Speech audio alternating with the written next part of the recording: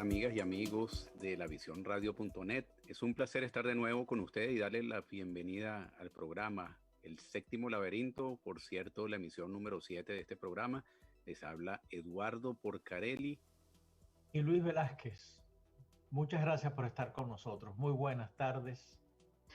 Y vamos a comenzar con un programa realmente sustancioso, Eduardo, bastante importante porque es un tema del día y que se presta a mucha confusión. Vamos a darle un saludo y una bienvenida al apreciado doctor Vidal. ¿Cómo se encuentra usted, doctor Vidal?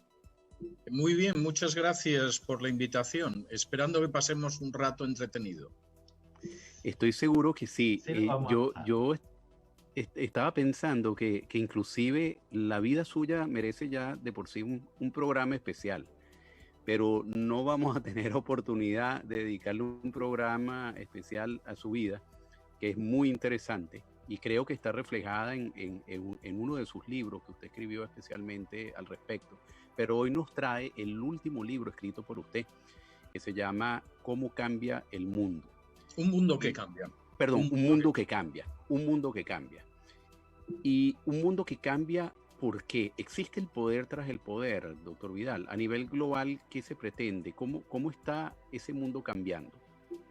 Bueno, vamos a ver, Un mundo que cambia es un libro escrito para ayudar a entender el mundo en el que vivimos. Es decir, nosotros vivimos en un mundo en proceso de cambio. A veces la gente percibe que hay un cambio, pero no termina de enterarse, de discernir cómo cambia. A veces no se da cuenta y el mundo cambia exactamente igual.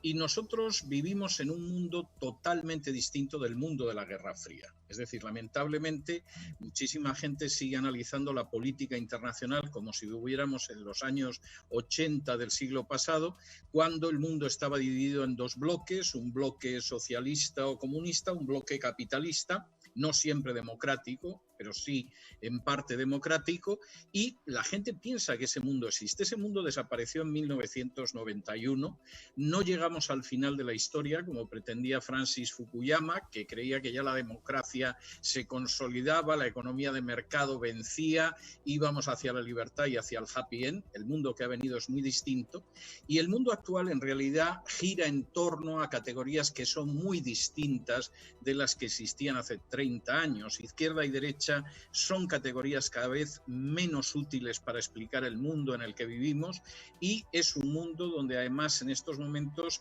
la gran batalla, el eje de discusión es sobre todo la agenda globalista. Y esa agenda globalista, desde muchos puntos de vista, no actúa en las instituciones, sino por encima, por detrás e incluso yo diría que a veces hasta por debajo de las instituciones. Ese sería un resumen del inicio, un colocarnos en suerte para examinar cómo es ese mundo que cambia. Sí, efectivamente, usted tiene razón y he visto muchos llamados de alerta ante esa agenda globalista que mucha gente confunde con globalismo, mucha gente confunde. No es lo mismo. Vamos a ver, es lo mismo que globalismo, pero no es lo mismo que globalización. Exactamente. La globalización es algo maravilloso. Hace que usted y yo estemos hablando ahora mismo de pantalla a pantalla. Si tuviéramos una persona ahora mismo en el Japón se podría unir. Si tuviéramos una persona en Italia estaría unida. Si queremos comprar un producto, un vino español, lo podemos hacer desde Estados Unidos, y en España pueden comprar en estos momentos electrodomésticos que se fabriquen en Alemania. Eso es maravilloso, eso es la globalización. La agenda globalista es una cosa totalmente distinta, que lo que pretende es crear un nuevo orden mundial, y un nuevo orden mundial donde se considera que las naciones-estado ya no tienen sentido. Eso fue una gran invención del siglo XVIII, pero ya carece de sentido, son inoperantes, y tenemos que ir hacia un nuevo orden que sea el control de una fuerza supranacional sobre los estados. Yo reproduzco en mi libro de Un mundo que cambia una declaración muy interesante de David Rockefeller en sus memorias, precisamente en el capítulo en el que él analiza algunas de las entidades supranacionales que él ayudó a fundar, donde él dice: se nos ha acusado a mi familia y a mí de llevar a cabo una agenda contraria a los intereses de Estados Unidos y que persigue que finalmente el mundo sea gobernado por una cábala de financieros y de intelectuales y que llegue a un nuevo mundo. Y él añade, después de decir esto, si esa es la acusación, me declaro culpable y estoy orgulloso de ello. Bien, es una de las confesiones más claras, yo creo que de uno de los grandes globalistas, uno de los grandes impulsores de la agenda globalista durante la segunda mitad del siglo XX y los años que pudo desenvolverse en el siglo XXI. Sí. Yo quería hacer un comentario. Sabe que coincide efectivamente, el señor Rockefeller fue el que financió la primera reunión del club de Heidelberg. Bilderberg. Es Bilderberg. El club se llama Bilderberg por el nombre del hotel, además. Pero es curioso porque en ese capítulo de sus memorias, Rockefeller no solo habla de su papel en la creación del Club Bilderberg, sino de su papel en la creación del Consejo de Asuntos Exteriores, de su papel en la creación de la Trilateral, etcétera, etcétera, y de cómo hay mucha gente que pertenece a casi todos estos grupos, es decir, no son grupos distintos, no necesariamente se enfrentan, son agencias que tienen una finalidad común y por regla general pues tienen una coincidencia muy clara de liderazgo, ¿no? Por otro lado, es una forma de acción que no es original en la agenda globalista. Sí. Ahora, en el libro, en el último libro suyo, usted se remonta a los periodos primero de la primera experiencia democrática que fue en la Grecia antigua y específicamente en la ciudad de Atenas. Y posteriormente usted señala de que por miles de años la democracia desapareció prácticamente del mapa hasta que vuelve de nuevo a rescatarse la experiencia democrática en lo que fue la fundación de los Estados Unidos, la primera constitución de los Estados Unidos y todo lo que ha venido después de ello. Ahí nosotros podemos distinguir verdaderamente, yéndonos en la historia, dos fuerzas que estuvieron de alguna manera pujando por agendas totalmente distintas, la democrática y la antidemocrática.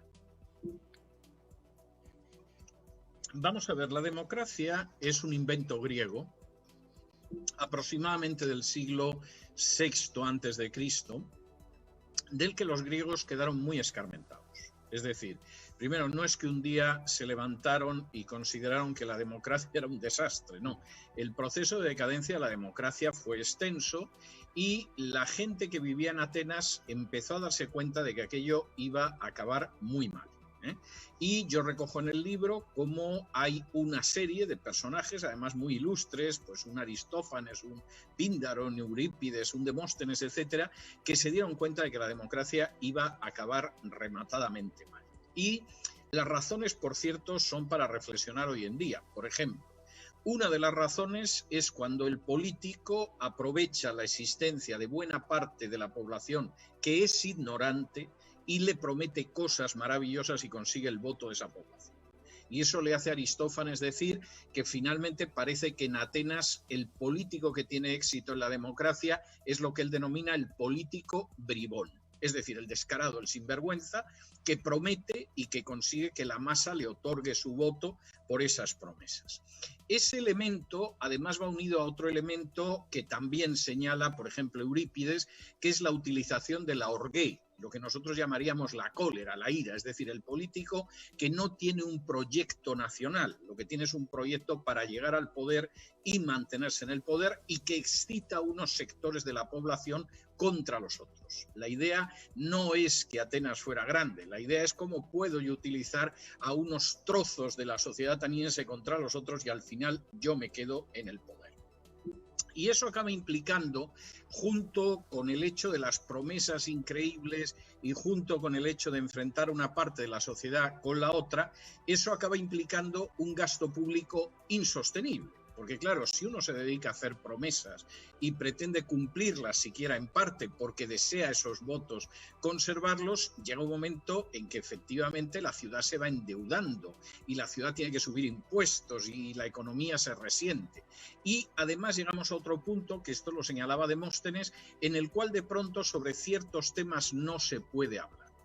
Y la democracia, que por definición permite que cada uno diga lo que quiera y se exprese con libertad, de pronto se convierte, como decía con mucha amargura Demóstenes, en un régimen donde no podemos decir nada. O decimos lo que se espera que digamos, o si decimos lo contrario, nos caen encima y no nos dejan hablar. Cuando se llega a ese punto, la democracia ha entrado en un proceso de enfermedad que puede ser fatal. Y eso lo vieron los griegos. Y ese proceso de enfermedad acabó con la democracia. Y eso hizo que la siguiente generación, las siguientes generaciones de griegos, tuvieran un concepto pésimo de la democracia. Platón no creía en la democracia, consideraba que era un desastre. Aristóteles pensaba lo mismo, Jenofonte exactamente igual. Y esto nos debería enseñar que primero la democracia no es algo irreversible, no es que llegas a la democracia y ahí se queda, no. La democracia es reversible, la democracia se puede suicidar a sí mismo y luego a saber cuándo vuelve a aparecer.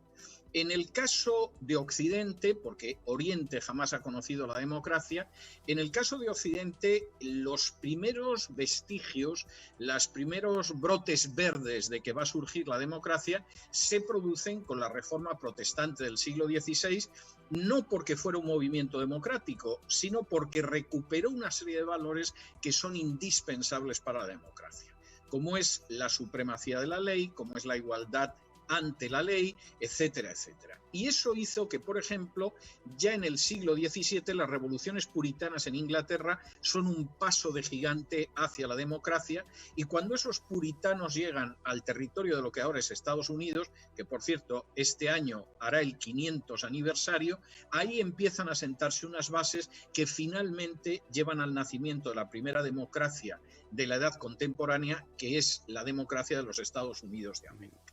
Democracia que además, como parte de esas bases puritanas, es una democracia muy sólida, porque es muy realista. Es decir, por ejemplo, los puritanos no creen en la bondad natural del hombre, como va a creer Rousseau en Francia, ni creen en el destino de luces que nos espera a todos, como creyeron los infelices situados en las naciones del sur del Río Grande, cuyas declaraciones de independencia son de una poesía sublime, pero de una falta de realismo absoluto. Cuando uno lee los escritos de los padres fundadores, que partían de la visión pesimista de los puritanos, uno de los textos que ellos más mencionan de la Biblia es un texto de Jeremías donde se dice que el corazón del hombre es engañoso. Es decir, se engaña y además engaña. Y por lo tanto, los poderes tienen que estar divididos, separados, limitados y controlándose entre sí. Porque como todos los poderes acaben en unas manos, que nadie se engañe. No existe un santo varón que concentre todos los poderes y nos va a llevar al paraíso. A donde nos va a llevar es a la tiranía. Y esto marca... Hay muchos ejemplos. Y esto marca, por ejemplo, este es uno de los elementos que marca una enorme diferencia entre el norte y el sur del continente. El norte, desde su fundación, cree que tienes que controlar el poder político, porque si no vamos a la tiranía. El sur adora a los salvadores. Da lo mismo que el Salvador se llame Fidel Castro, que se llame Perón, que se llame Evo Morales, que se llame Hugo Chávez, que se llame Torrijos, etcétera, etcétera. Es decir, hay una idea de que sí que es posible que venga un Mesías, un Redentor, un Salvador y nos salve de la situación, aunque tenga un apellido japonés y se llame Fujimori. Esa idea es inconcebible desde el pensamiento puritano, que es el de los padres fundadores. Y creo que ese es un elemento muy interesante para detenerse. Estamos hablando del poder tras el poder. Vemos por un lado un poder formal, que lo vemos en lo que es el ejercicio normal del poder que hacen los gobiernos alrededor de los distintos estados en el mundo. El poder formal que uno ve en el desarrollo de las actividades normales de los organismos internacionales, etc. Pero pudiera haber una estructura de poder, o podríamos hablar con fundamento de una estructura de poder que está tras el poder, que trabaja en unas agendas no formales, como una agenda antidemocrática o una agenda económica, o por qué no, una agenda democrática para extender más la democracia en el mundo. ¿Eso es correcto analizarlo desde ese punto de vista? Bueno, doctor Vidal, yo quisiera complementar un poco esa pregunta, si usted me permite. Por supuesto. Porque cuando hablamos del poder detrás del poder, se supone que son organizaciones o personas que están detrás de todo eso, pero para organizarse debe ser un poco complicado porque los intereses varían y no son todos iguales. Bueno, vamos a ver, sí que hay un interés que es el mismo, y yo no hablaría de una estructura, hablaría de una agenda que utiliza distintos frentes para moverse en esa dirección. Vamos a ver cuál es la meta, y la meta David Rockefeller la ha reconocido y no es el único que la ha reconocido. La meta es que nosotros vamos a acabar con los estados que conocemos hasta ahora. Los estados-nación que conocemos hasta ahora van a desaparecer en cuanto a estados libres y soberanos, y vamos a absorber la soberanía de esos estados en favor de un poder supranacional, de tal manera que los estados pueden seguir existiendo. Puede seguir existiendo la Argentina, puede seguir existiendo Italia, puede seguir existiendo Kenia, pero van a ser como huevos a los que les hubiéramos hecho un agujerito y de los que hubiéramos sacado la yema y la clara. El huevo externo lo van a mantener, conservarán su himno nacional, su bandera, tendrán elecciones en los casos en que tengan elecciones, pero finalmente no pasan de ser protectorados. Más allá de cierta autonomía interna, nosotros les vamos a marcar la política que queremos a escala internacional. Y esto lo hacemos desde distintas instancias. ¿Qué pretendemos con esa política? Primero, con esa política pretendemos que vamos a controlar la economía de los distintos países. Vamos a decidir qué países se siguen desarrollando, qué países no se van a desarrollar y se van a mantener como están hasta ahora. ¿Cómo conseguimos esto? Pues mediante uno de los dogmas de la agenda globalista, que es el calentamiento global.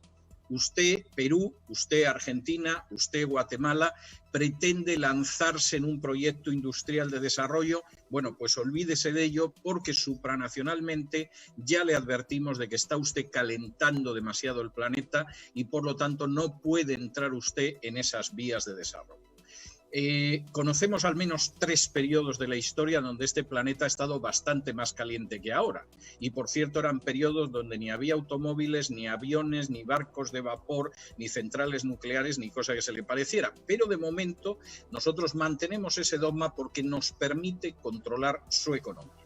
Segundo elemento, nosotros queremos que el planeta tenga menos habitantes de los que tiene. Nos parece que hay demasiada gente viviendo en este planeta para nuestras intenciones, y esto lo vamos a conseguir. Lo vamos a conseguir mediante la expansión, por ejemplo, de la legislación favorable al aborto, que ya se ha llevado desde los años 80 hasta acá 1.400 millones de vidas en todo el planeta. Es la población de la República Popular China. No es poca reducción de la población, 1.400 millones de vidas desde los años 80, y lo vamos a hacer también mediante la ideología de género. La ideología de género tiende a ser estéril. Hasta ahora no hemos encontrado una pareja homosexual que se reproduzca. Es más, si toda la especie humana fuéramos homosexuales, nos habríamos extinguido hace siglos. Y en ese sentido, nosotros vamos a controlar las riquezas y su crecimiento, vamos a disminuir la población que existe en estos momentos, y además vamos a acabar con su cultura. El problema es que usted puede querer resistirnos si mantiene una visión nacional, patriótica, y si mantiene su cultura. Bueno, en algún momento dirá, ¿por qué a mí Naciones Unidas o determinadas entidades internacionales me tienen que decir lo que hace mi nación? Bueno, no se preocupe, que vamos a acabar con eso.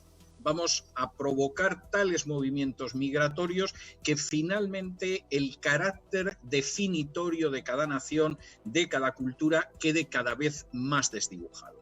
Y ahí el continente que va absolutamente en cabeza es el continente europeo, en el cual, por ejemplo, algunas naciones en muy poco tiempo ya van a ser mayoritariamente islámicas, lo que no es un fenómeno históricamente europeo precisamente, y por lo tanto es algo que podemos manejar con mucha más facilidad.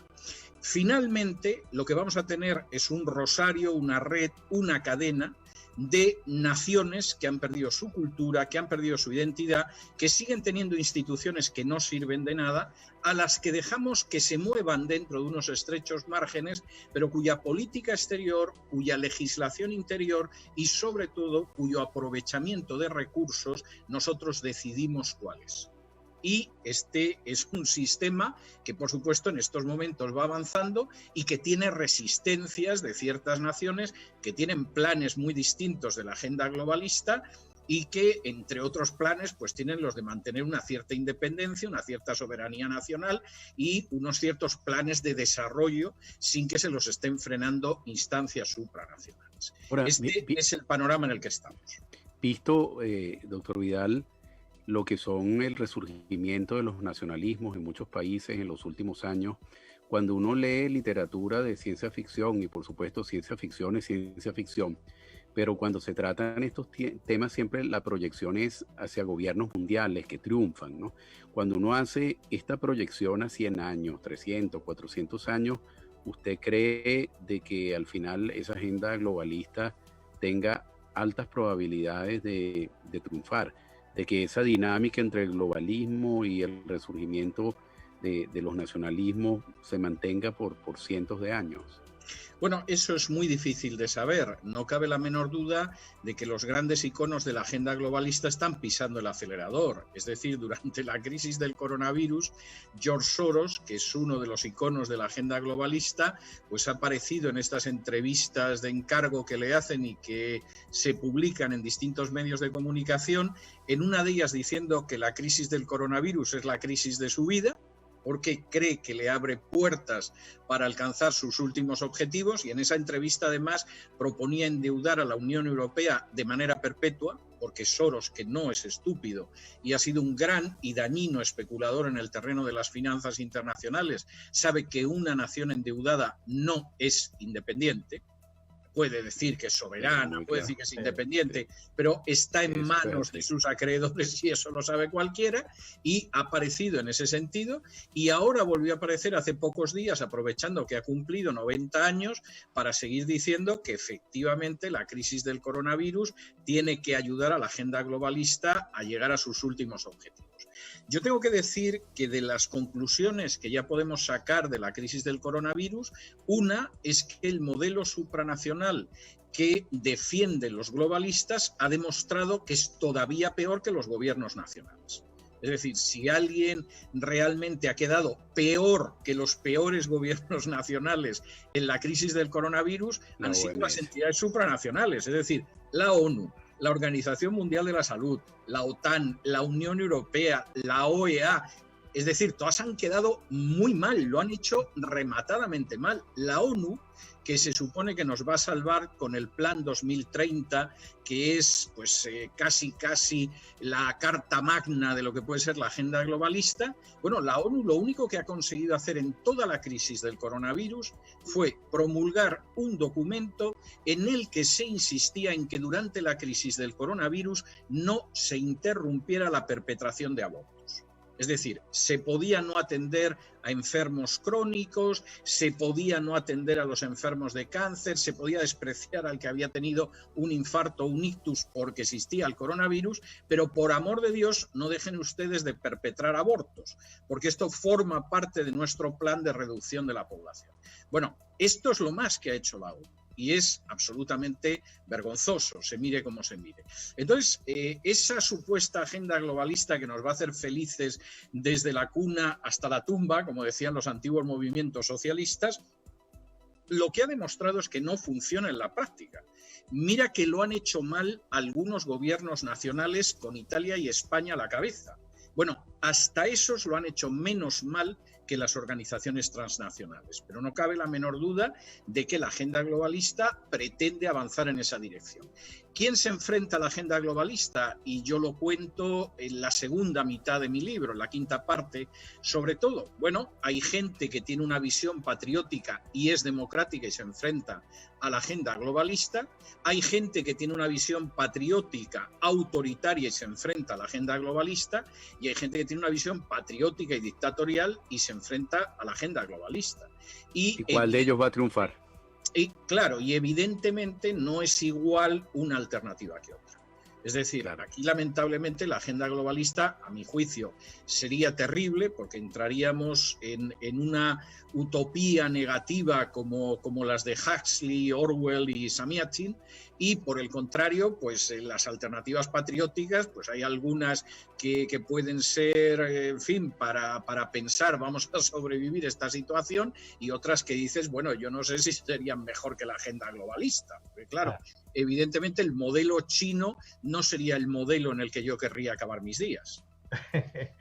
Doctor Vidal, realmente usted ha dicho una gran verdad. En el momento en que se necesitaban respuestas multilaterales, no hubo respuesta. No hubo respuesta.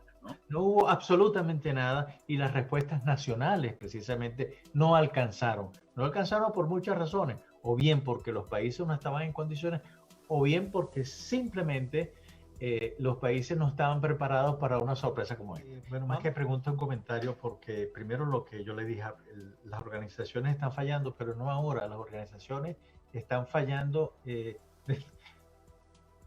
desde hace mucho tiempo, por dos razones a mi modo de ver. La primera razón, las organizaciones se crearon, fueron posterior a la Segunda Guerra Mundial, es decir, en la posguerra, lo cual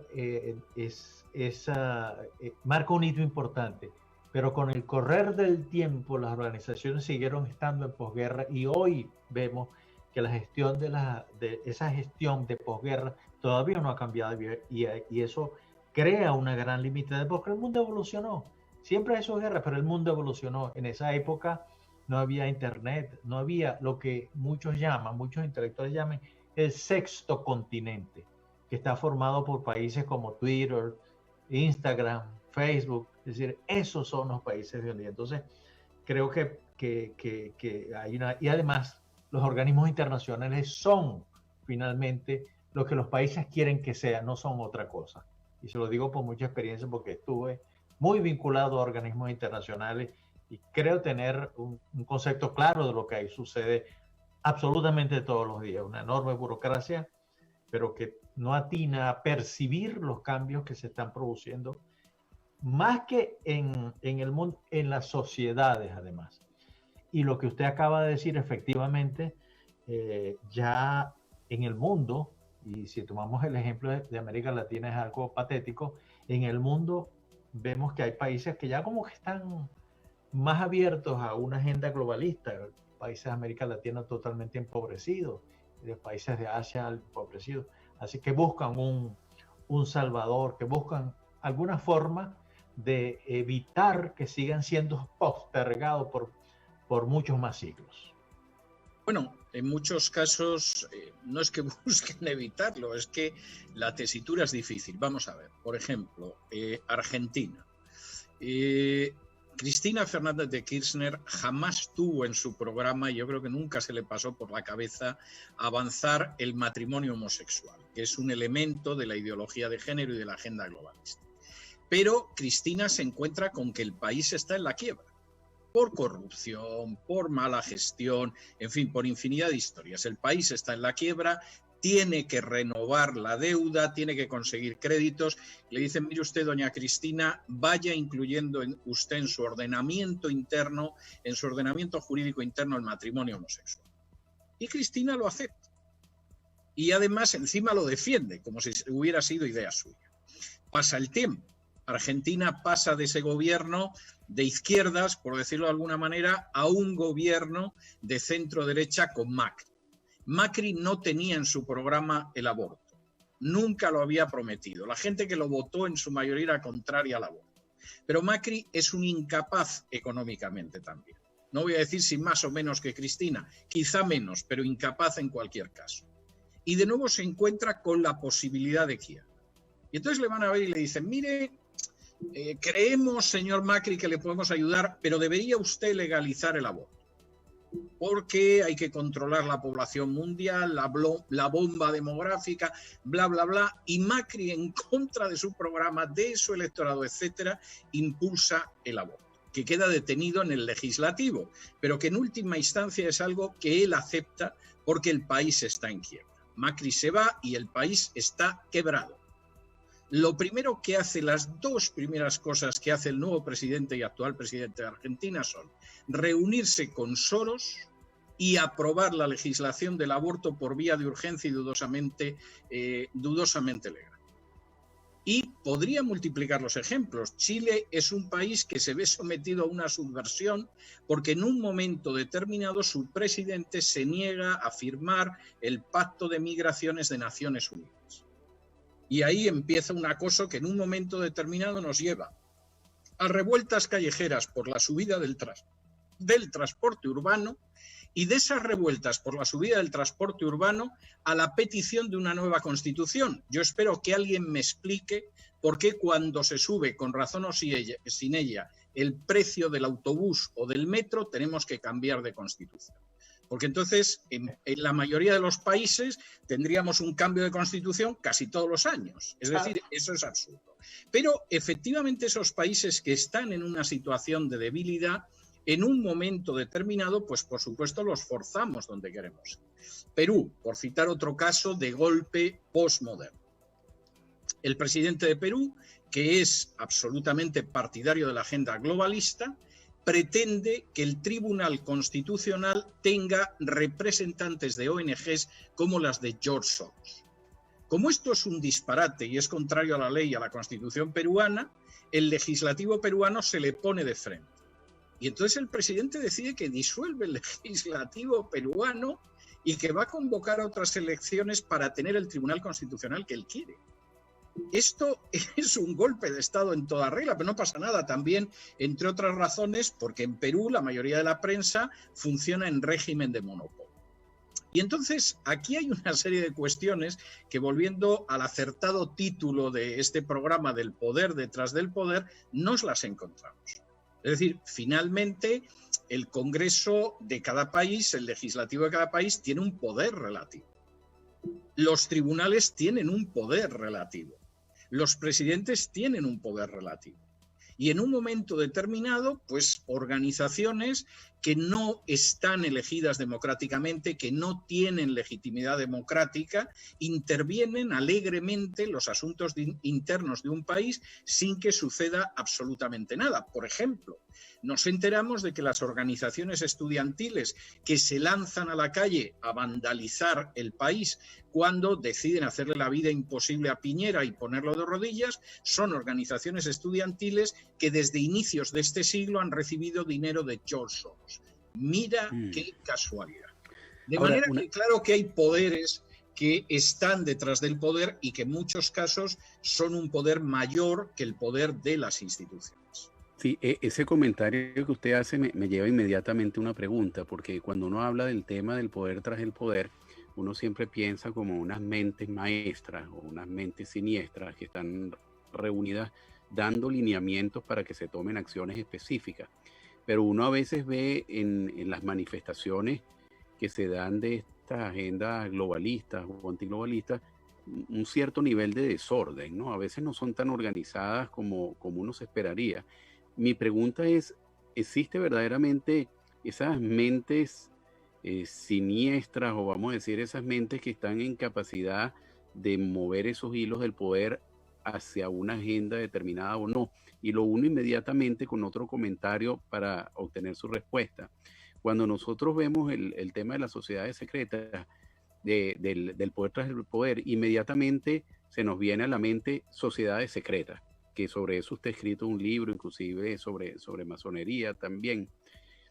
Esas sociedades secretas están verdaderamente organizadas o lo estuvieron en algún momento de la historia para lograr resultados específicos en sus agendas. Y usted ponía el del caso de las naciones latinoamericanas y cómo en su último libro, cómo la masonería tuvo una influencia determinante en el devenir de la estructuración de una determinada forma de esas naciones latinoamericanas.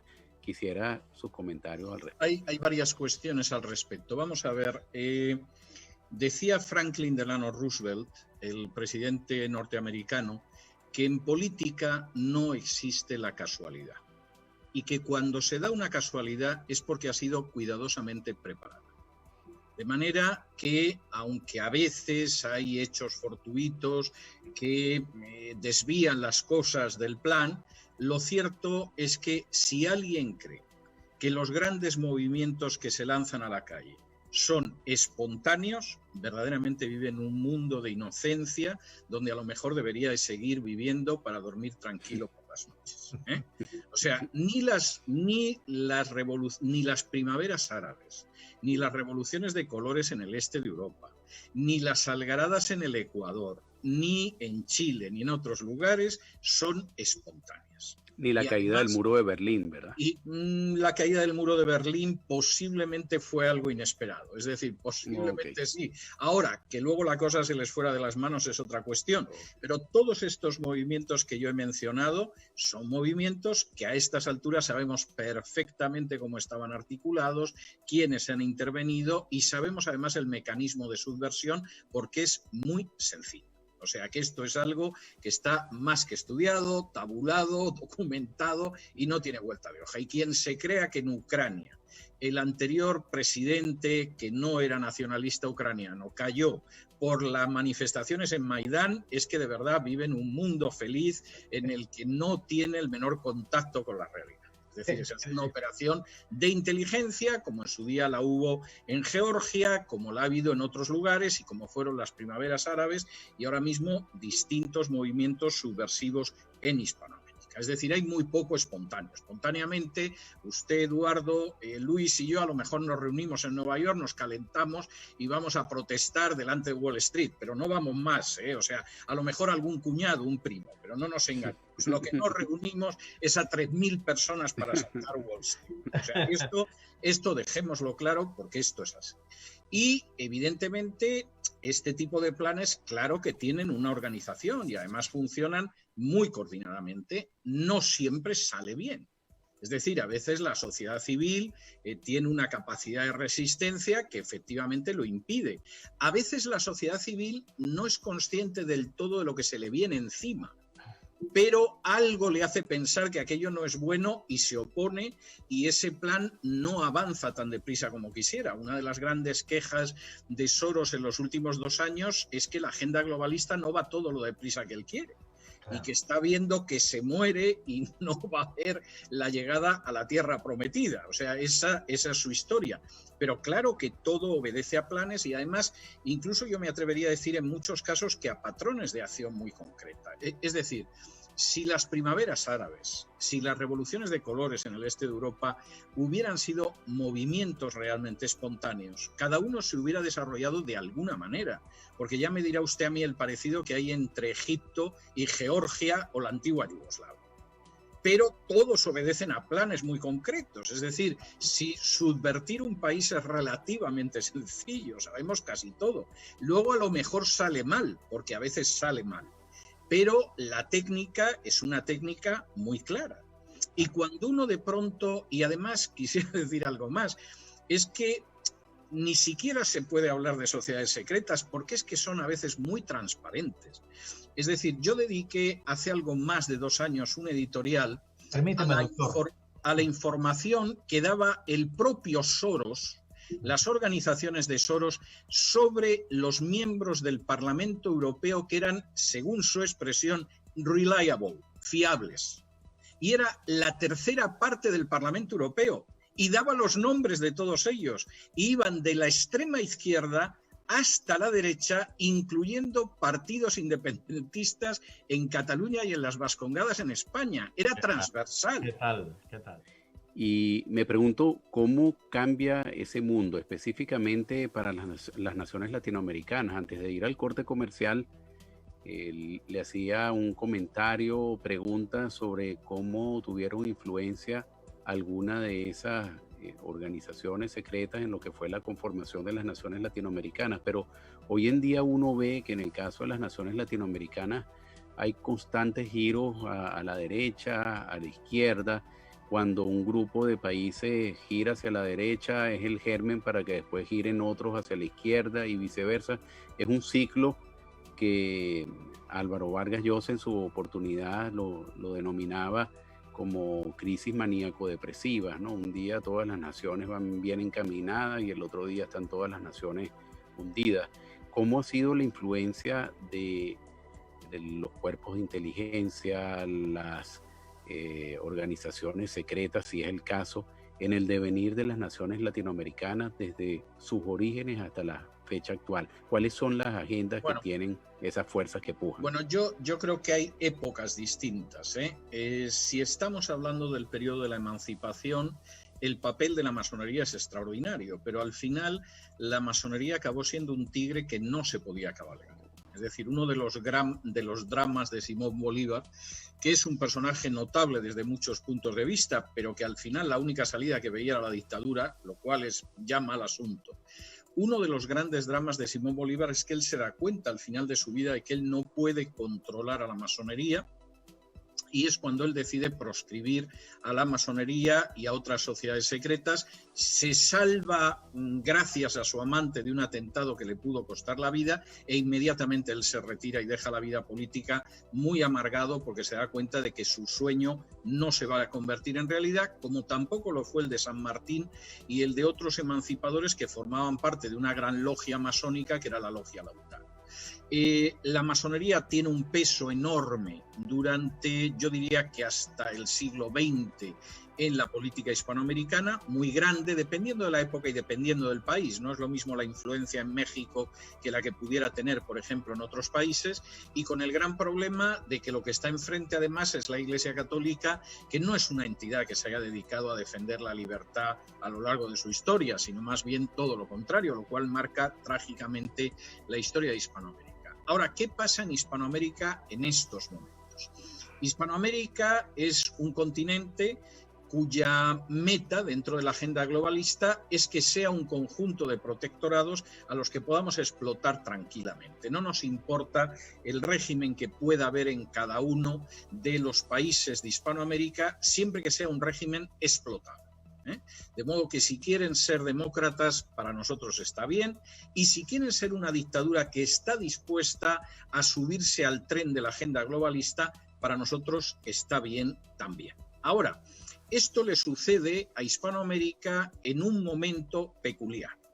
Hispanoamérica ha tenido una etapa de gobiernos de derecha y de centro derecha que supongo que a Mario Vargas Llosa le parecerán lo mejor del mundo. Yo creo que tuvieron cosas muy buenas, pero también tuvieron cosas muy malas, como fue la corrupción. Y en un momento determinado, en el canto del cisne de la Guerra Fría, porque ya la Guerra Fría ha terminado, pero en Hispanoamérica no se han enterado, el Foro de Sao Paulo consigue el canto del cisne de la izquierda, es decir, la izquierda empieza a recuperar el gobierno en un país de Hispanoamérica tras otro, eso sí, desligándose de lo que fue el modelo totalitario del este de Europa, desligándose del modelo soviético, aceptando ir a las urnas, etcétera, pero va teniendo una serie de victorias. Esto, que yo me imagino que llenó de entusiasmo a las izquierdas en Hispanoamérica, con unos matices u otros, que debió de contentar durante un tiempo breve a Fidel Castro, etcétera, etcétera, esto es algo que finalmente se viene abajo, no solo porque esos gobiernos funcionan mal, sino porque realmente ya la historia no es esa. Y la cuestión en Hispanoamérica es si tú entras dentro de la corriente globalista, digas lo que digas que nos da lo mismo, o si por el contrario no estás en la corriente globalista. Y permítame que ponga dos ejemplos que me parecen muy importantes. La dictadura cubana es una dictadura que sigue diciendo que es comunista, que apela a Marx y Lenin, etcétera, etcétera. Pero la dictadura cubana, los que rigen la dictadura cubana saben desde hace muchos años que eso se acabó. Que a lo más que pueden aspirar es a ser un protectorado que haga lo que quiera dentro de la isla, sometiéndose a la agenda globalista. Y David Rockefeller cuenta en sus memorias que en el momento en el que se produce el desplome del campo socialista y la agenda globalista cobra nuevos vínculos, Fidel Castro se vuelve loco por hacerse una foto con él en Nueva York y le va persiguiendo por todas partes para salir en la foto con David Rockefeller, el super mega hipercapitalista. Y David Rockefeller dice además con ironía en sus memorias, hombre, la gente se sorprendió de que yo me abrazara con Fidel Castro, que nos hiciéramos una foto dándonos la mano. Claro, es que no saben que mi hija ya llevaba años visitando la isla y no iba a tomar el sol al Caribe. Pero es que esto es tan claro que la Cuba castrista, que en su día encerró en campos de concentración a los homosexuales, tiene tan claro lo que es la agenda globalista que ha reformado la Constitución para que pueda haber matrimonio homosexual. ¿Y quién es la jefa máxima del movimiento LGTBI en Cuba? La hija de Raúl Castro.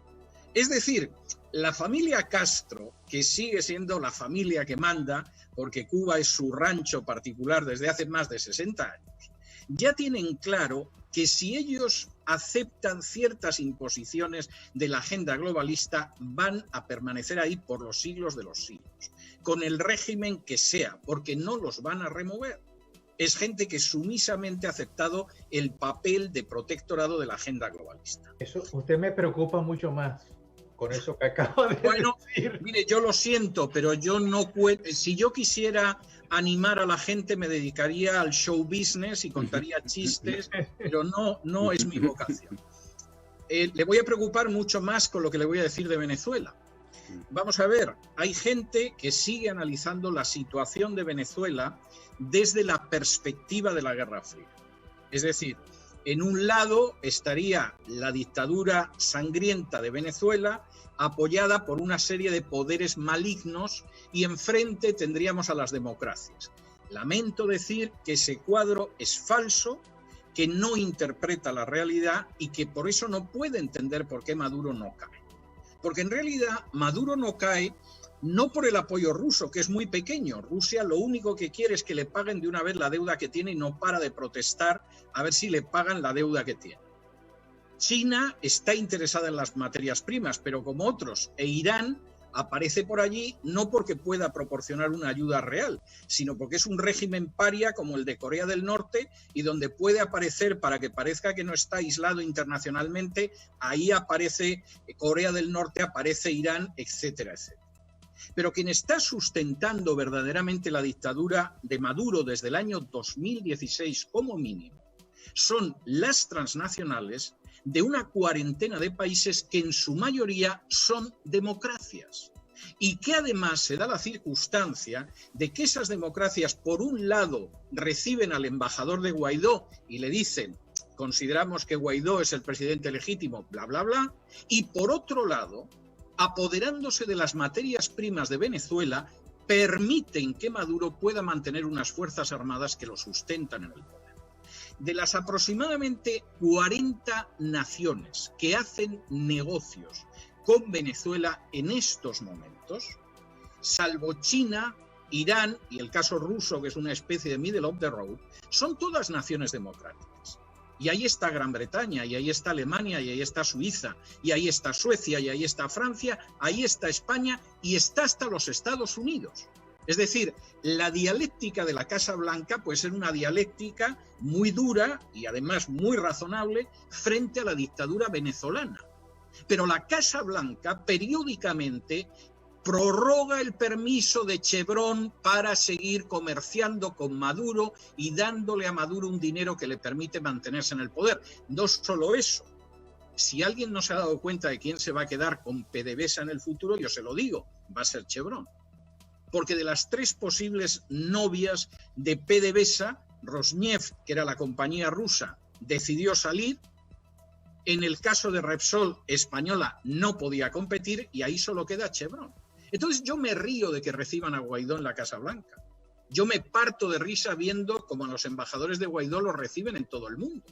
Y es una risa amarga, porque luego a la hora de la verdad esas naciones comercian con Maduro y lo mantienen en el poder. Pero, doctor Vidal, de acuerdo a lo que usted está diciendo, entonces la reflexión que uno podría hacer es que esa agenda del poder tras el poder en este momento es fundamentalmente económica, es lo que constituye este nuevo orden económico. Pero ¿quién lo duda? Pero ¿quién lo duda? ¿Y cuál es el obstáculo para poder controlar todo tipo de materias primas y todo tipo de riqueza? El obstáculo fundamentalmente son los gobiernos nacionales.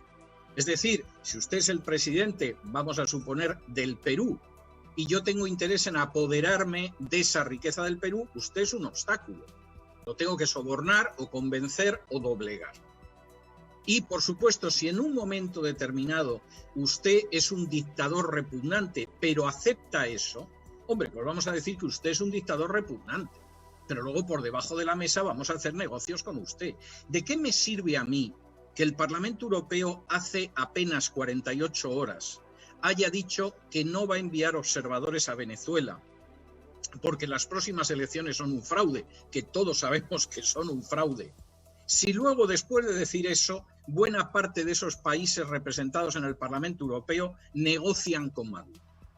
¿Y por qué negocian con Maduro? Déjeme darle un ejemplo, porque claro, la gente piensa Venezuela, petróleo. No, no, no, Venezuela es mucho más. Y hay una jugada extraordinaria de Maduro, de sus asesores en el 2016. Este teléfono celular que yo tengo aquí, como el de usted, como el de la otra persona que está en este coloquio que mantenemos, se mantiene sobre la base de un mineral que se conoce como coltán. El coltán solo se encuentra en dos partes del mundo. Una es el Congo, y para controlar el coltán del Congo ha habido una guerra civil que ha costado más de 4 millones de vidas, pero no creo que hayan visto ustedes mucha información en televisión o en radio sobre esa guerra, y el otro es Venezuela.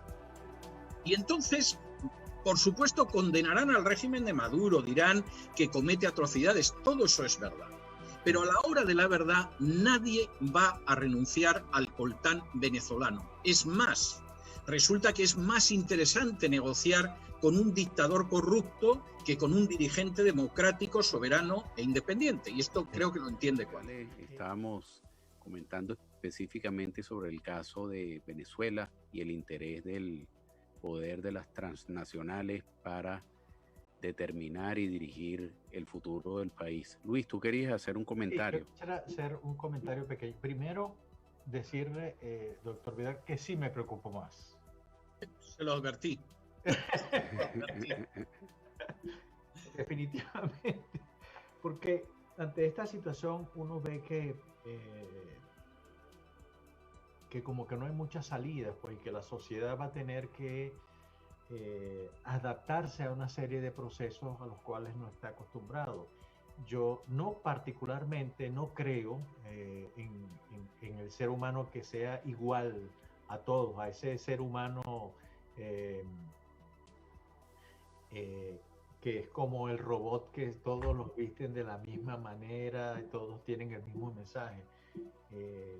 Entonces, como que me cuesta creer que eso vaya a suceder alguna vez. Espero que cuando yo no esté en la Tierra. Pero es para mí muy difícil aceptar eso. Bueno, yo creo que hay razones para la esperanza. Es decir, yo no estoy describiendo un futuro que es absolutamente imposible de parar. Yo me limito a analizar el presente. Luego tengo unas moderadas razones para pensar que sí, que hay razones para la esperanza, pero en cualquiera de los casos vivimos en una situación complicada y efectivamente hay que poder entender la situación en la que estamos, porque es que si no, esa situación nos va a pasar por encima. La razón fundamental de escribir un mundo que cambia es precisamente proporcionar claves para entender el mundo en el que vivimos, porque hay un aspecto muy importante. De pronto la gente ve cosas que no entiende. O sea, aquí no me encajan determinadas cosas. Bueno, cuando alguien no entiende un proceso, no es que el proceso sea absurdo, que se hayan vuelto locos o que sea incomprensible. Es que le faltan datos para entender. Y esto para mí es esencial, es algo que yo repito continuamente en mi programa de radio y creo que Un Mundo que Cambia es una demostración de ello. Cuando uno tiene todos los datos, uno comprende las cosas. Ahora bien, cuando le faltan datos esenciales, pues esto parece absolutamente absurdo, uno no comprende qué es lo que está sucediendo. Y eso me parece que es algo tremendamente importante. Es decir, de pronto dice, bueno, comprendo la actitud hacia determinado gobierno, supuestas contradicciones, etcétera. Bueno, cuando tú tienes todos los datos, claro que se comprende todo. El problema es que en muchas ocasiones esos datos se ocultan, esos datos se enmascaran, esos datos se retuercen de tal manera que, bueno, la gente vive dentro de una inmensa ceremonia de confusión. Pero cuando tienes los datos, claro que comprendes. Ahora, usted varias veces, no solamente en el último libro, sino en otras oportunidades, artículos, programas, etcétera, ha hecho muchas veces referencia al error del intelectual norteamericano Francis Fukuyama en su artículo y posterior libro El fin de la historia o El último hombre, donde él indicaba de que caído el muro de Berlín y disuelta la Unión Soviética, el mejor sistema del mundo era la democracia liberal y la economía de mercado, pero él mismo se ha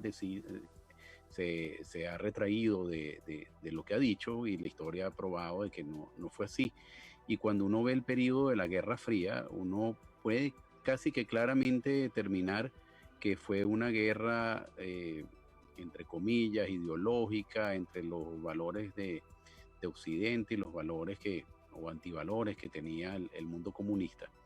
Pero al día de hoy, escuchándolo usted, con esta agenda básicamente económica que se trata de imponer en muchas partes del mundo, pareciera que de alguna manera Fukuyama no estaba tan equivocado, en el sentido de que, si bien no ha triunfado, está haciendo todos los esfuerzos para imponerse, pero inclusive a veces a costa de la democracia, de la democracia, porque pareciera que lo importante es la agenda económica, nada más. Sí, lo que pasa es que Fukuyama no era eso. Vamos a ver, yo leí el libro de Fukuyama cuando apareció, y yo todavía era muy joven en aquel entonces, y a mí aquello me pareció un disparate.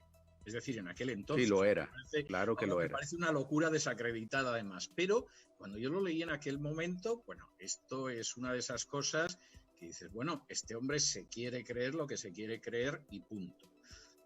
Para mí era obvio que el hecho de las democracias liberales no es algo que viene por sí solo. En fin, me gustaría que todo el mundo viviera bajo un régimen democrático de libertades, etcétera, pero soy bastante realista para ver por dónde van las cosas, y el hecho de que íbamos a pasar hacia una economía de mercado en todo el mundo, pues esto tampoco era tan fácil. Es decir, sí lo ha hecho China. China tiene un sistema. Yo he viajado a China multitud de veces en los últimos años. China tiene un sistema absolutamente peculiar, donde hay una dictadura férrea del Partido Comunista, donde Xi Jinping ahora mismo controla el Partido Comunista mucho más de lo que llegó a controlarlo Mao Zedong en su día, pero luego el sistema es un sistema capitalista.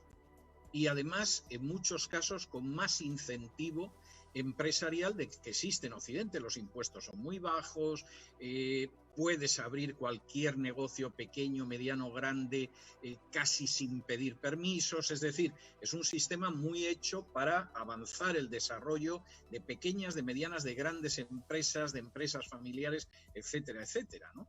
Y eso, sin embargo, está bajo una dictadura absolutamente férrea, insisto, del Partido Comunista.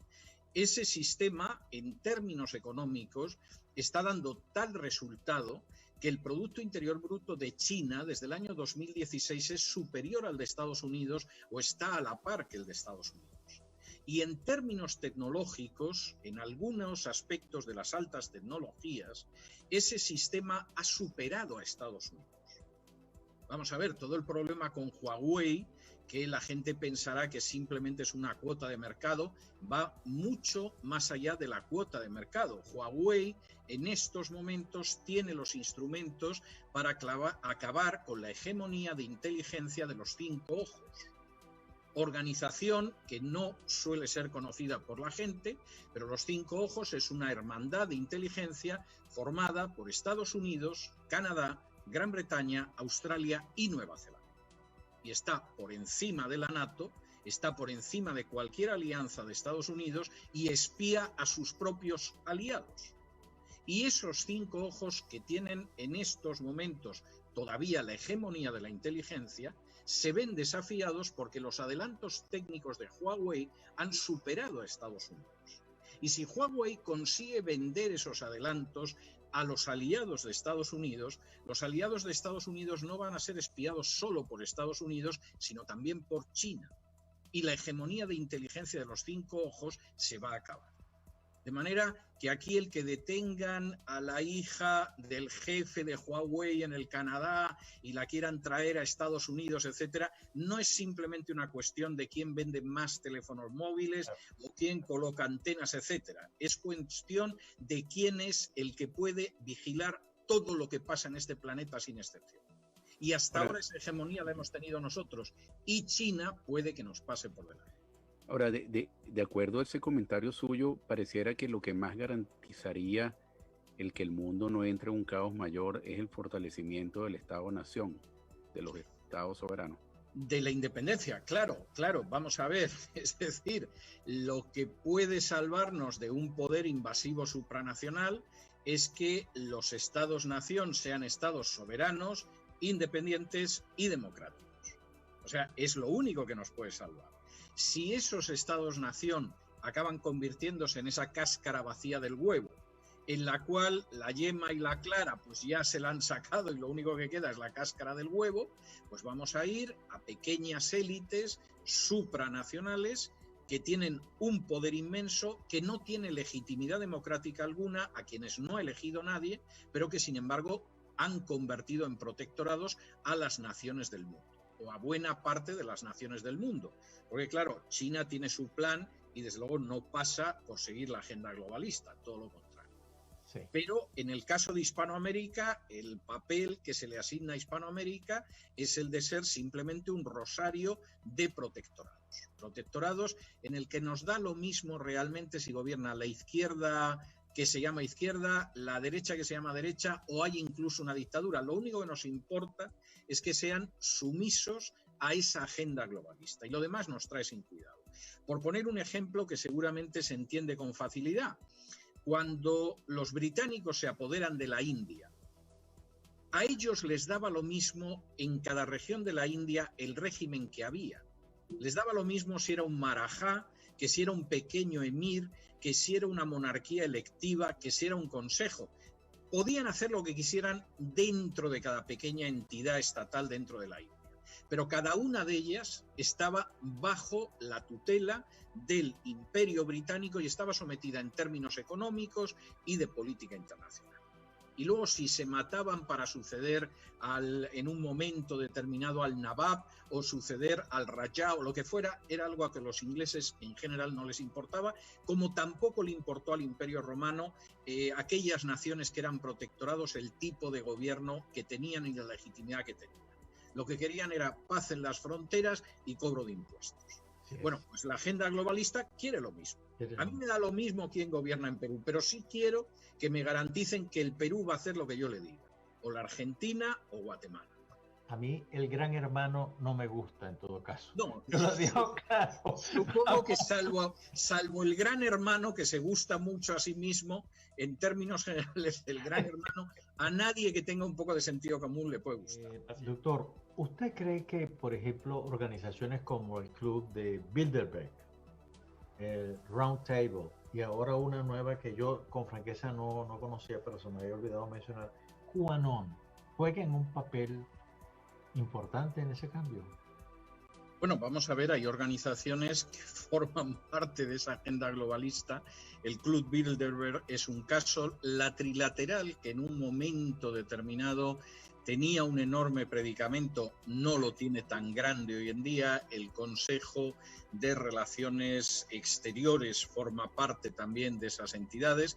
En estos momentos la propia Organización de Naciones Unidas con la Agenda 2030 va exactamente en esa misma dirección y por supuesto que juegan un papel en ese sentido, aparte de las decisiones que se consigue que tomen organismos internacionales o que tomen, por ejemplo, entidades que son de carácter supranacional regional. Vamos a ver, no solo es que, por ejemplo, en el caso del Parlamento Europeo, una tercera parte de los miembros del Parlamento Europeo, se dice pronto, Soros la considere como gente que está en sus manos y además da los nombres y dice las razones.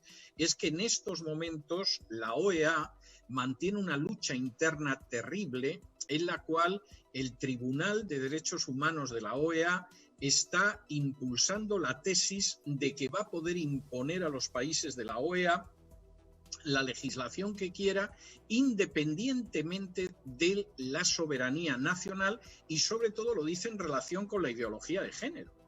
Es decir, esto es algo absolutamente intolerable, que en un momento determinado a un país que formalmente es democrático, que tiene elecciones, que elige a su legislativo, que elige a su ejecutivo, que a lo mejor hasta elige una parte del poder judicial, le digan que un tribunal que está por ahí asentado le va a decir las normas internas que tiene que tener, es intolerable.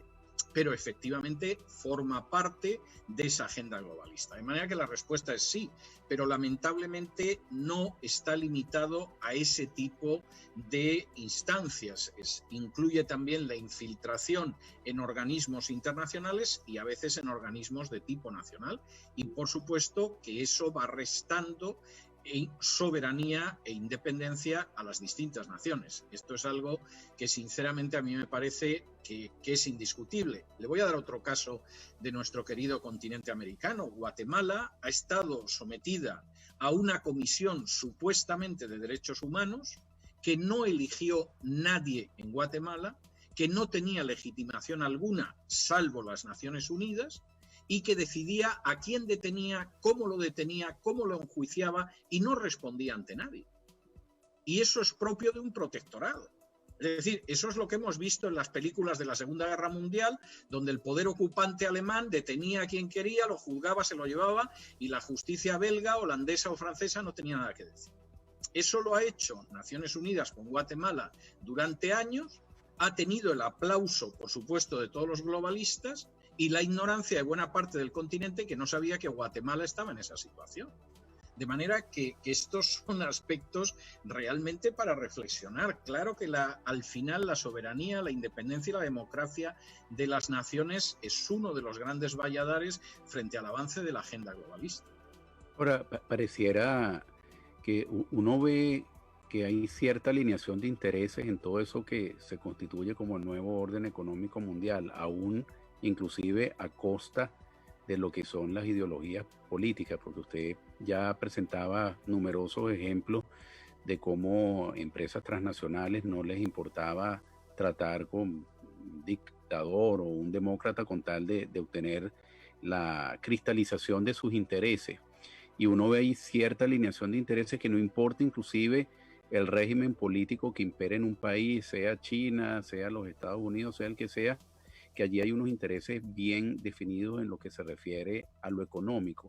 Pero eso yo lo llevo a un documental que ya tiene algún tiempo, pero que yo vi hace poco, que fue laureado, que es el de Made in America, donde una empresa china se establece en las afueras creo que en las afueras de la ciudad de Detroit, no recuerdo con exactitud, y inclusive rindiéndole pleitesía a la presencia de ese capital chino, se le cambió hasta el nombre de una calle que tenía cientos de años con un nombre y se le puso el de la empresa que estaba haciendo la inversión, una empresa de fabricación de vidrio.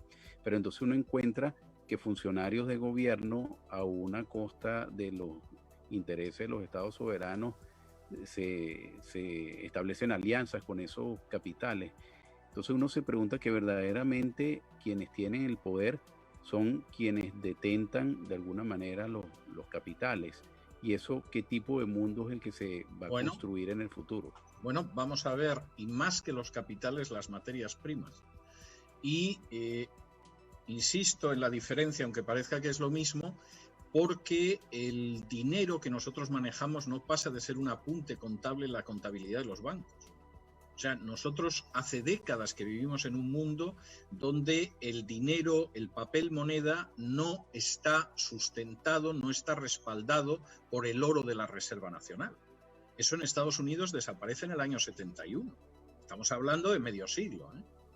Y en un momento determinado, a consecuencia de que Estados Unidos tiene una guerra en Vietnam que es carísima y que no puede pagar, en la época del presidente Nixon decide que ya el dólar es un dólar en el que creemos porque es el dólar, pero ya no tiene una reserva de oro que respalda el valor de los dólares que emite las máquinas que hacen el papel moneda.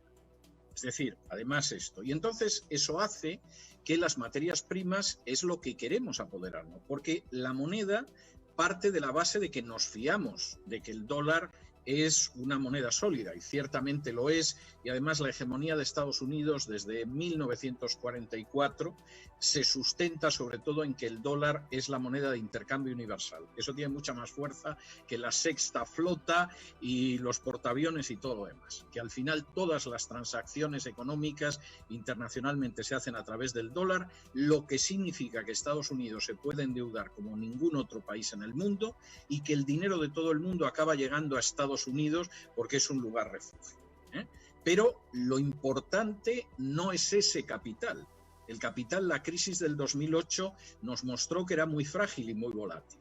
Lo que es importante es el control de esas materias primas, que no solamente es el petróleo y que está incluyendo en estos momentos de manera creciente el agua potable también. Y eso es lo que queremos controlar y eso es lo importante. Vamos a ver hasta qué punto para controlar eso no hay ideología. Si uno sabe historia, lo sabe. Hay una película de reciente estreno de hace apenas unos meses que se llama Mr. Jones, que es la historia de un periodista británico que estuvo en la Unión Soviética durante la Gran Hambruna y que volvió de la Unión Soviética contando la Gran Hambruna. Y se encontró con que todos los corresponsales extranjeros, empezando por Duranty, que era el corresponsal del New York Times y que era premio Pulitzer, dijeron que era un embustero. ¿Y por qué? Por la sencilla razón de que había intereses económicos muy fuertes de Gran Bretaña y de Estados Unidos en la Unión Soviética. Y podían vender infinidad de equipo a una Unión Soviética que ansiaba industrializarse y, por supuesto, a cambio estaban recibiendo petróleo, estaban recibiendo acero, estaban recibiendo oro, estaban recibiendo diamantes. Es decir, de nuevo, el control de las materias primas. Y el pobre Jones acabó totalmente desahuciado dentro de la profesión periodística y Duranty murió tranquilamente en la Florida, conservó su premio Pulitzer y se siguió diciendo que era el mejor corresponsal que había estado en la Unión Soviética, aunque mentía como un bellaco y ocultaba los hechos reales. De manera que esa Unión Soviética, que era el gran enemigo, sin embargo, al mismo tiempo mantenía unas relaciones comerciales extraordinarias, sobre todo con compañías de Estados Unidos y después de Gran Bretaña. Y luego de otros países en menor medida. Y yo creo que en el caso de China hay otro agravante, que es la estupidez racista. Es decir, se consideró que hacíamos grandes negocios con China, que es verdad que los hicimos, que era un gran negocio para nosotros y que como los chinos a fin de cuentas son amarillos, tienen los ojos oblicuos y solo saben copiar, nunca van a ser una amenaza para nosotros. Bueno, pues los chinos tienen la cultura más milenaria de todo el planeta. Es una nación que existe desde hace 6.000 años. Y el resto de naciones hemos aparecido en la historia ayer de madrugada en comparación con 15 segundos.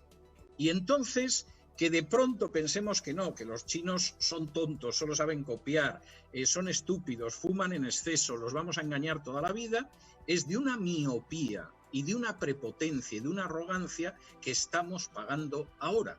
Porque cualquiera que se hubiera molestado en estudiar lo que es China, yo le dedico un capítulo que creo que es especialmente interesante en el libro de Un Mundo que Cambia, cualquiera que hubiera estudiado China se habría dado cuenta de que China tiene subidas, tiene bajadas y siempre vuelve a subir. Y lleva haciéndolo desde hace 6.000 años. Y por lo tanto no era para considerar a estos pobres amarillos que lo único que hacen es copiar y que nunca van a hacer nada por su cuenta. Claro, cuando nos hemos querido dar cuenta, un chino que empezó haciendo computadoras hace pocas décadas, con latas de Coca-Cola, y que creó Lenovo, Lenovo ha comprado la división de ordenadores portátiles de IBM. De manera que los chinos no eran tan tontos y no se limitaban solo a copiar. Y no nos iban a dar grandes negocios y nunca iban a ser rivales. Sí. Son un coloso y un rival tremendo. Ahora, y hemos llegado ahí por codicia y por prepotencia. Ya que habla de China, doctor Vidal, es inevitable que uno piense en el tema del COVID, farmacéutica, intereses chinos, etcétera. Es especulativo pensar de que esa falta de control en lo que fue esa génesis del último brote del COVID fue a propósito, ¿qué ve usted allí? Le estamos hablando del poder tras el poder, un mundo que cambia, Luis. Sí, dos cosas que le quería decir, me sigo preocupando. Bueno, eso no es tan malo. Es decir, si usted mete la mano en el fuego y siente dolor porque se quema, eso es bueno, porque si no, no sacaría la mano y se quedaría sin ella.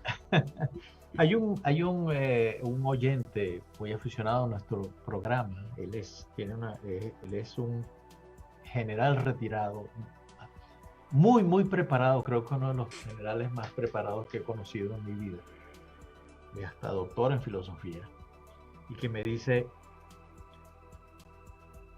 el doctor Vidal tiene razón, y me desmoralicé un poco por ese camino de preocupación que he crecido, porque estos países viven lanzándole piedras al techo del presidente Maduro, pero sin embargo en el traspatio, hacen negocios con él para su Es así. Yo creo que esa es una descripción muy breve, muy escueta y muy acertada de la realidad. Es decir, al final Maduro se sostiene sobre la fuerza. La fuerza significa que pueda pagar al ejército y a las fuerzas de represión policiales. Y eso lo puede hacer gracias al dinero de las transnacionales que están saqueando las materias primas de Venezuela. Y eso me parece que es algo clarísimo. Y de pronto culpar de que Maduro se mantiene en pie a Irán es simplemente distraer a la persona mientras le roban su billetera. Es decir, Irán es un régimen paria, es un régimen que va a ver a Maduro, va a ver a Corea del Norte y a cualquier otro régimen paria, pero que en realidad tiene muy poca capacidad de reacción. La prueba está en que hace unos meses asesinaron a su general más importante, que es un héroe nacional, y no ha podido hacer otra cosa nada más que lanzar maldiciones coránicas contra los que mataron al general, lo cual dice mucho. Y podría decir lo mismo de Cuba o de Venezuela. Es decir, por mucho que se diga del peso de los cubanos, eso en casi todo es leyenda. La prueba está en que Evo Morales perdió unas elecciones y ni Cuba ni Venezuela pudieron mantener a Evo Morales en el poder. Y Bolivia, no quiero despreciar a nadie, pero no es una de las naciones más importantes de Hispanoamérica.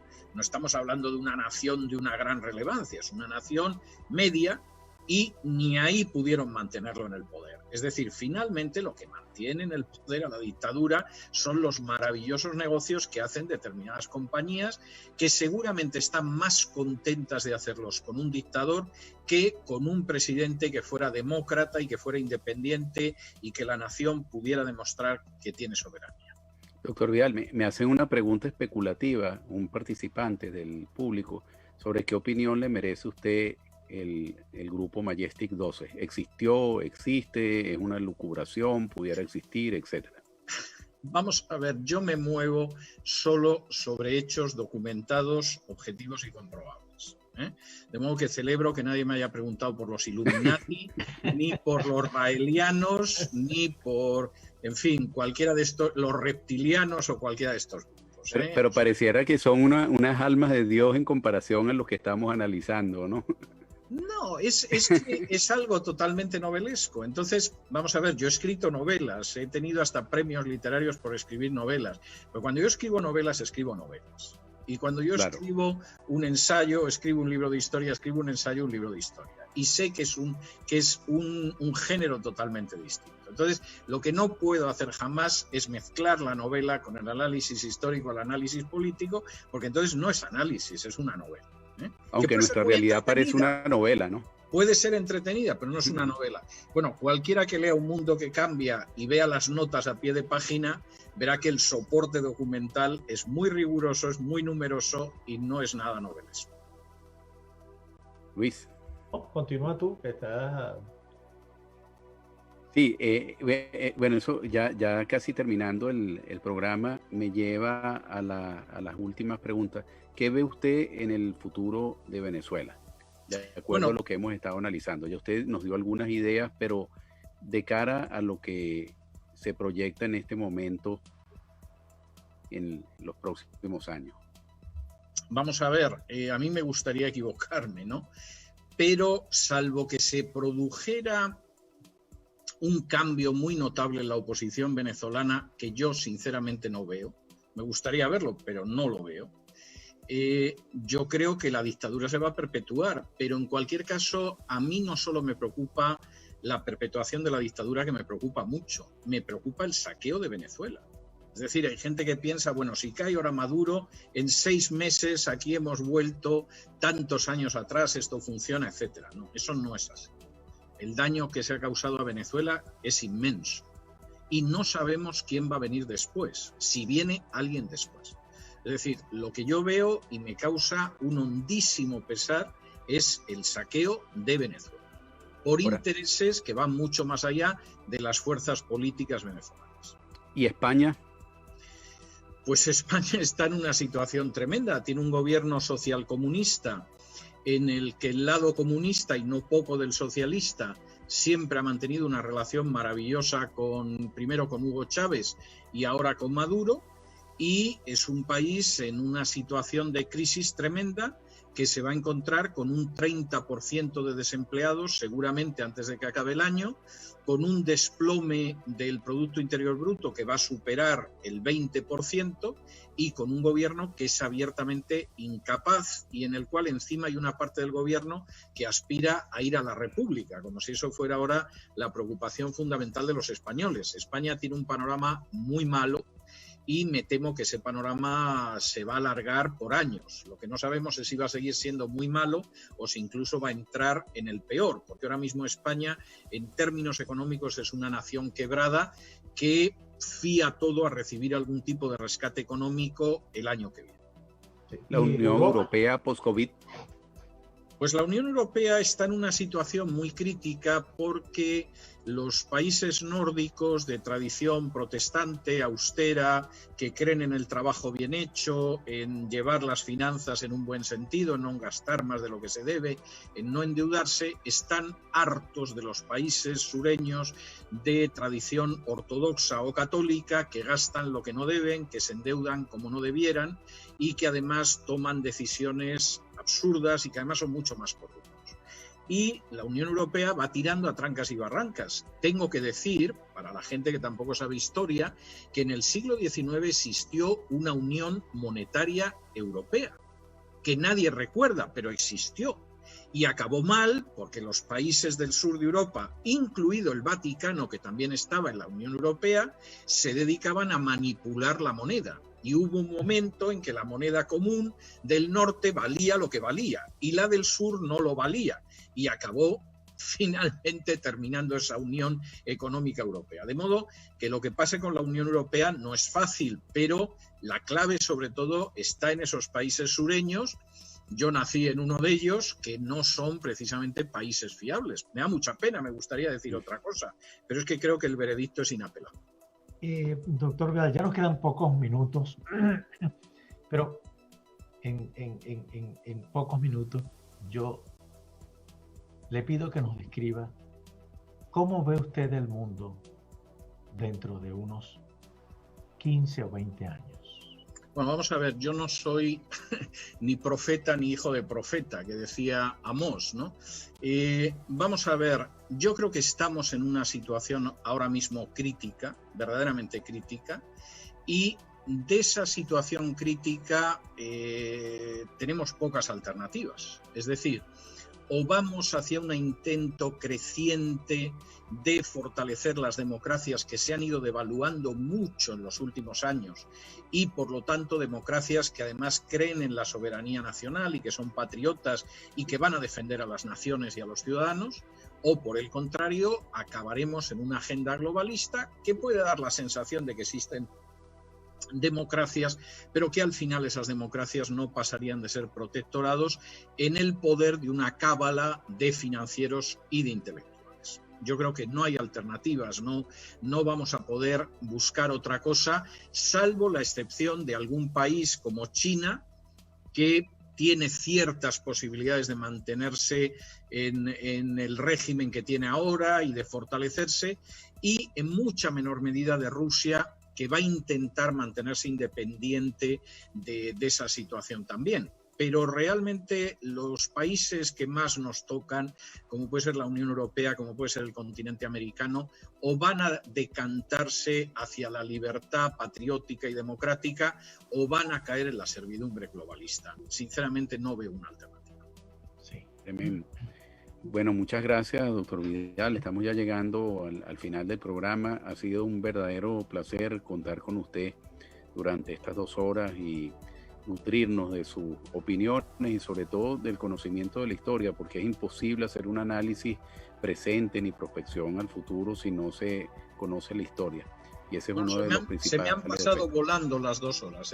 A nosotros también. Estoy agradecido porque se me han pasado volando. Parece que acabamos de empezar. Pero, qué maravilla, igualmente. Más allá de que usted me deja muy preocupado, pero yo creo que esta ha sido una de las conversaciones más impresionantes que he tenido.